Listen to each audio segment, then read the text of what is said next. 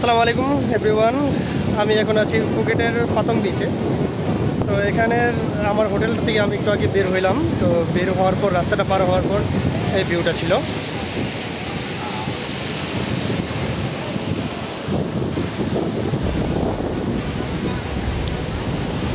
তো দুইটা জিনিসে মানুষের মন নর্মালি ভালো হয়ে যায়।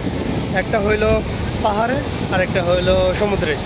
তো পাহাড়ে আমরা গ্যাংটিং হাইল্যান্ড গত শুক্রবার গিয়েছিলাম। তো তখন দেখেছিলাম। এখন আছি সমুদ্রে ফুকেটের যে ভিউটা আছে এই ভিউটা নর্মালি আপনার হলো এখানকার মানুষগুলো, থাইল্যান্ডের যা মানুষগুলো আছে তারা খুব ফ্রেন্ডলি।